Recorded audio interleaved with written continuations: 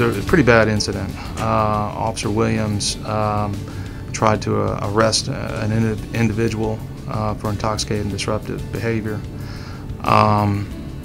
When he went to make the arrest, the individual resisted.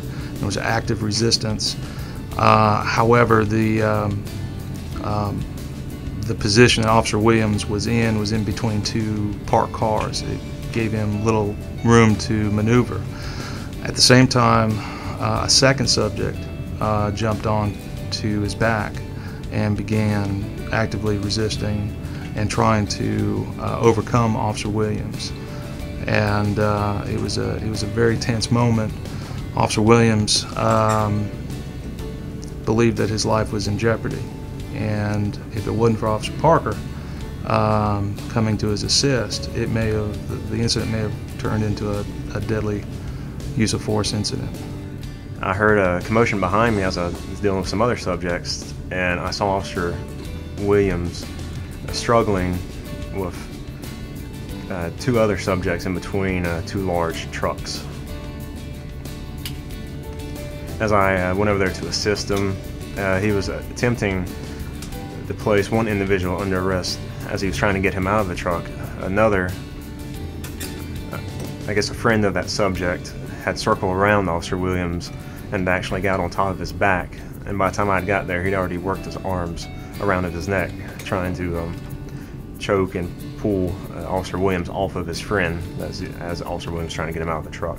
There was a narrow space between both of the vehicles. I couldn't get to him or get around him, not in the time that I needed to. It was such a confined space that they were fighting in. The only thing I was able to do was to deploy my taser, and since it was such close contact, I basically had to reach over Officer Williams to get to the subject that was on his back. The probe spread wasn't large enough to have the desired effect, so I had to make a drive stun contact in the individual's lower back area, which was able to get him off of Officer Williams, and they were both able to be placed under arrest.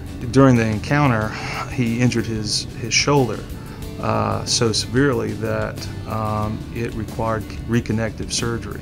He was in severe pain as a result of the incident. At the same time, he was expecting his first child. So it was hard for him not only to overcome his injury, be out of work, the thing that he loves to do the most, being a police officer, but he couldn't hold his first newborn. He couldn't help his wife with all those responsibilities and duties. So the severity of the injury and the manner in which he sustained the injury, I think, warranted the Purple Heart nomination. He's a model police officer. He's very intelligent, for one, but he's dedicated to the job. He's dedicated to helping people. He has very high ethics. He can be counted on to do the right thing all the time. He'll give you a straight answer, and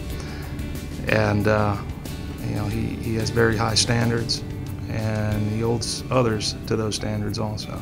This job is rewarding to me because of the opportunity every day to help someone who honestly needs your help.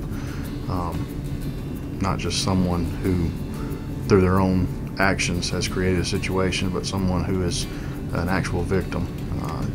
Every day I have an opportunity to interact with people who, by no means of their own, have come into an unfortunate situation. Honesty is what you do when everyone's watching. Integrity is what you do when no one's watching. And to me, that's first and foremost in everything that I do, whether it be dealing with a fellow officer or a citizen.